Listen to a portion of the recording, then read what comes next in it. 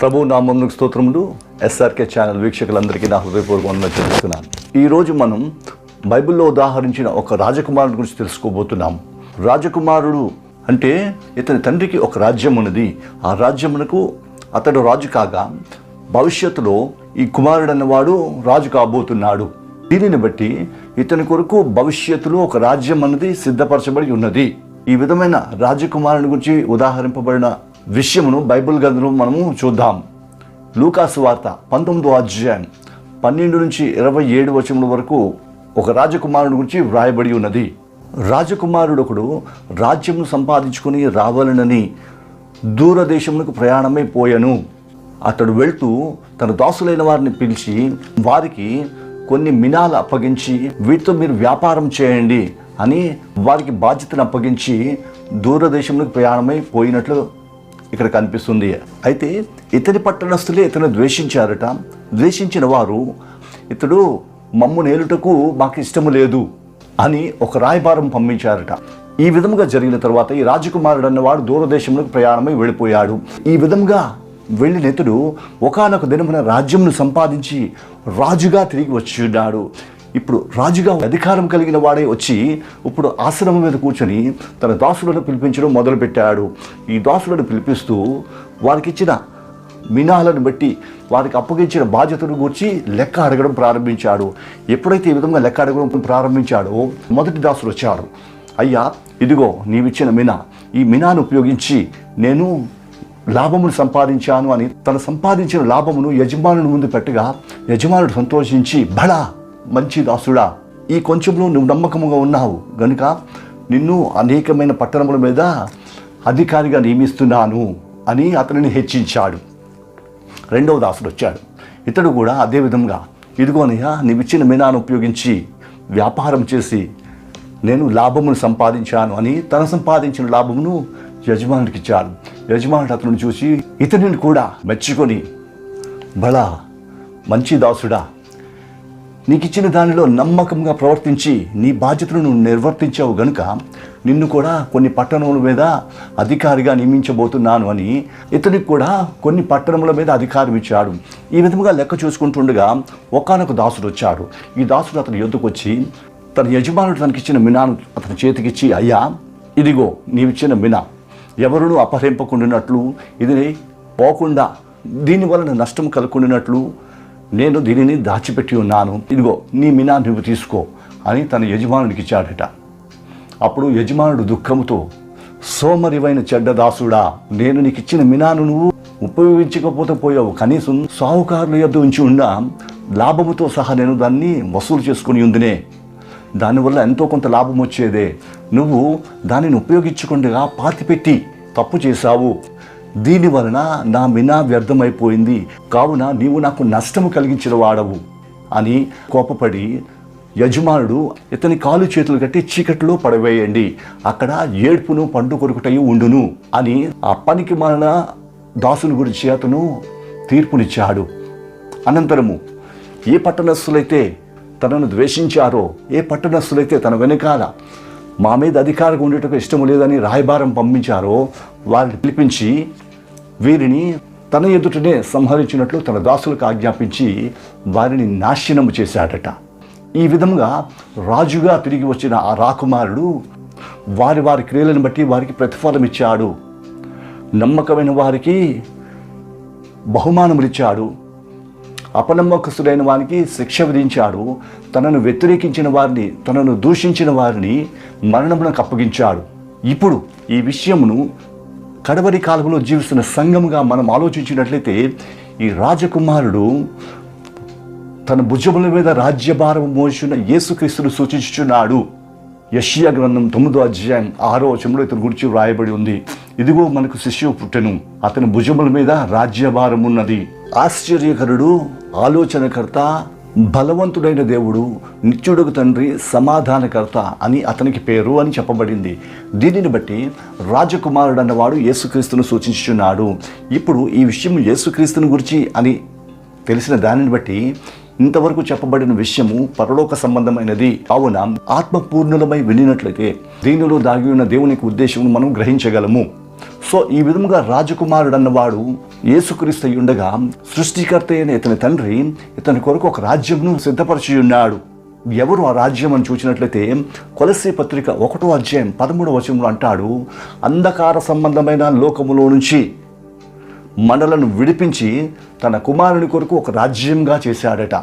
దీనిని బట్టి రక్షింపబడి దేవుని యొక్క రాకడ కొరకు ఎదురు చూచుచు కనిపెడుతున్న మనందరము ఆయన రాజ్యవాసులము. సో ఈ విధమైన రాజ్యము తన కుమారుడి కొరకు తండ్రి దాచిపెట్టి ఉండగా ఇప్పుడు కుమారుడు రాజ్యమును సంపాదించుకోవడానికి వెళ్ళినట్లు మనం ఇక్కడ చూసాం కదా. ఇతడు సంపాదించబోయే ఆ దేశం ఏమిటి అన్న దాని గురించి ఇప్పుడు మనం ఆలోచిద్దాము. యేసుక్రీస్తు రాజ్యభారం గలవాడై ఉండి అతడు సిలువపై మృతి చెంది సమాధి చేయబడి 3వ దినమున లేచిన వాడుగా మనకి కనిపిస్తుంది. యోహాను సువార్త 20వ అధ్యాయం 1 నుంచి 17 వచనం వరకు ఈ విషయం మనం చూడగలము.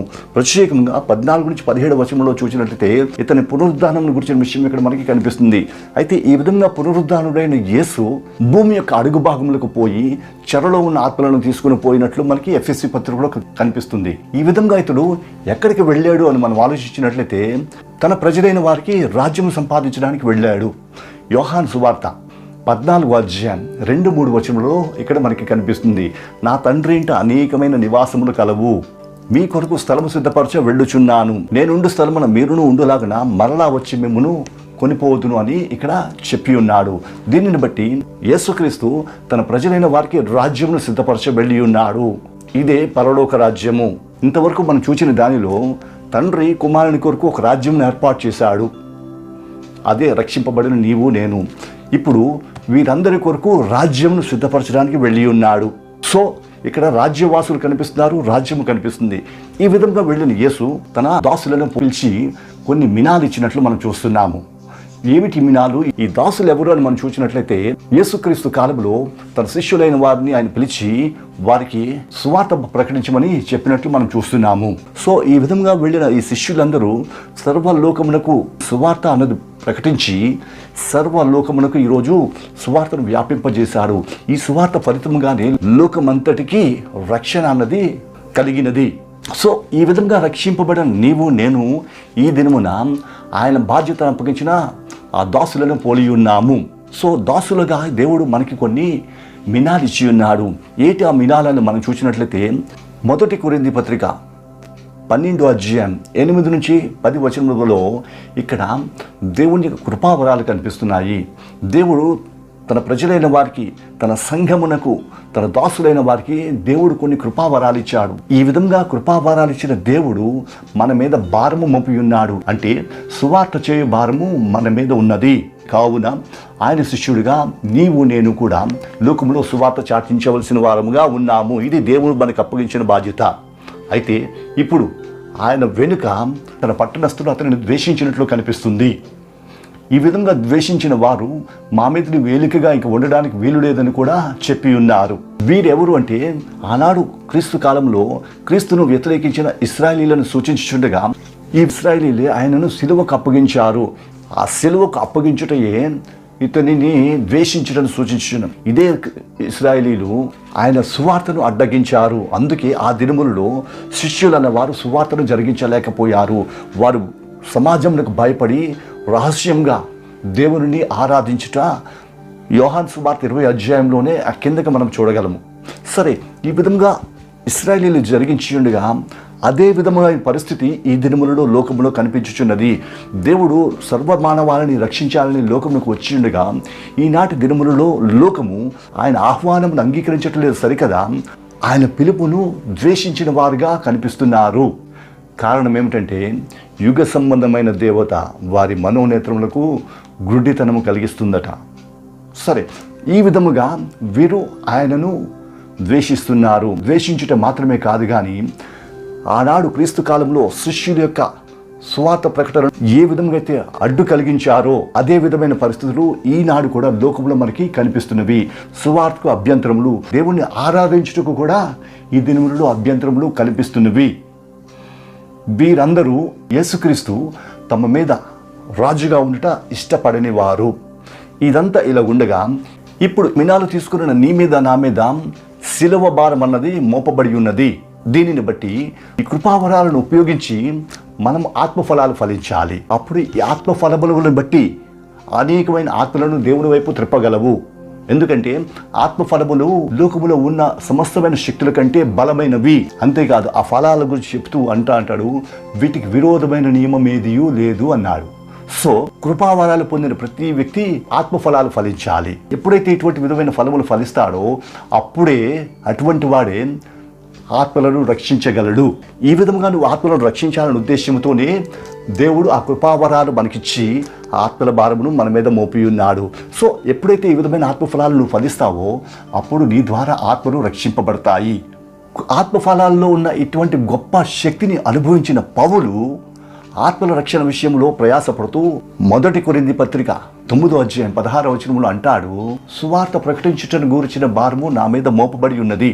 ఇది ఇష్టపడి చేసిన యెడల నాకు లాభము, నేను సువార్తను ప్రకటింపకపోయిన యెడల నాకు శ్రమ అని సువార్త యొక్క శక్తిని, సువార్త యొక్క భారమును ఎరిగిన పౌలు చెప్తున్నాడు.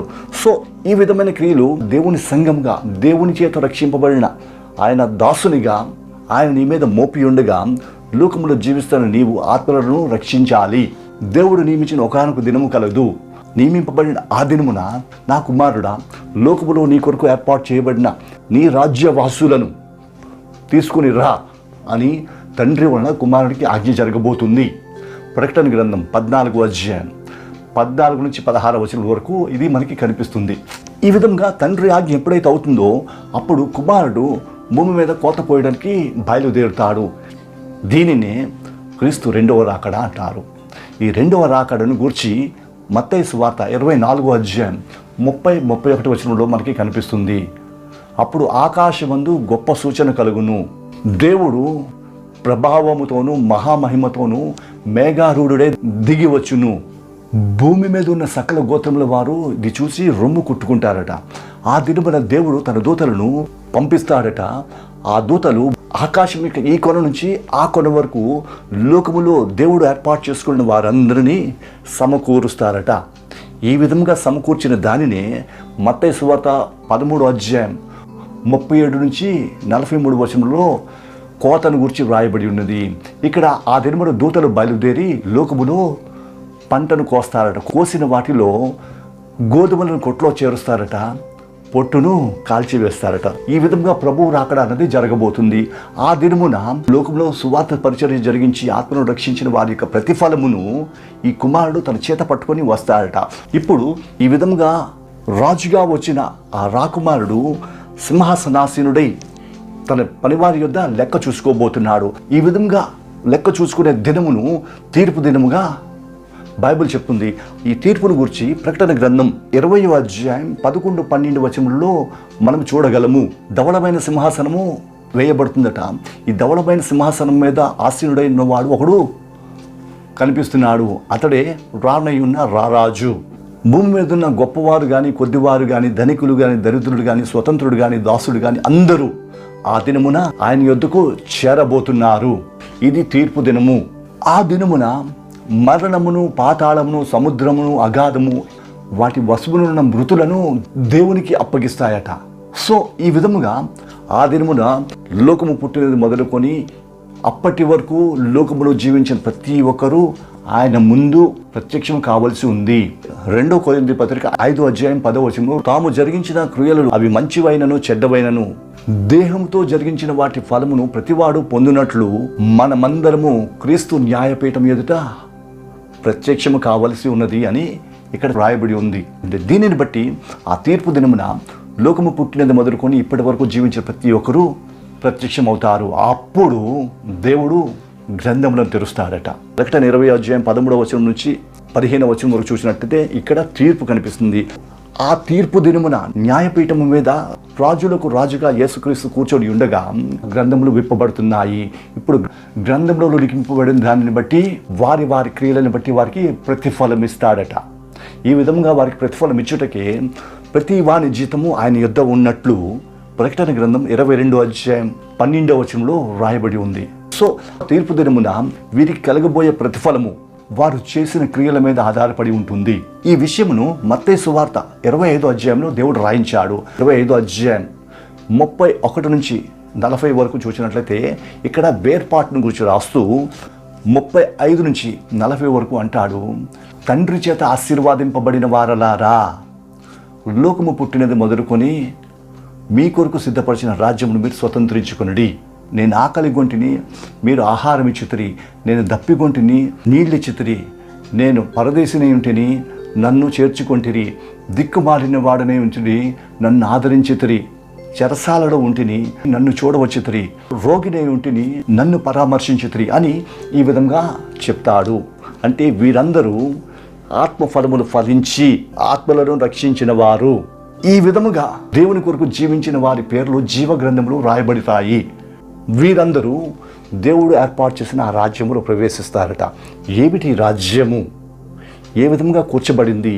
ఎవరి జనాంగము అని మనం ఆలోచించినట్లయితే గమనించండి. ప్రారంభంలో కొలస్సీ పత్రిక 1:13 తండ్రి తన కుమారుని కొరకు రాజ్యవాసులనిగా కొంతమందిని చేసుకున్నాడు అన్నాడు కదా. వారే ఆ దినమున అందులో ప్రవేశించబోయేవారు. వారు జనమై ఉండగా ఆ పట్టణం అన్నది యోహాను సువార్తలో మీ కొరకు స్థలం సిద్ధపరచ వెళ్ళుచున్నాను, అది సిద్ధపరిచిన తర్వాత నేను ఉండి చోటున మీరును ఉండులాగున మిమ్మల్ని తీసుకుని పోవడానికి రాబోతున్నానని చెప్పాడే, అదే ఆ రాజ్యము.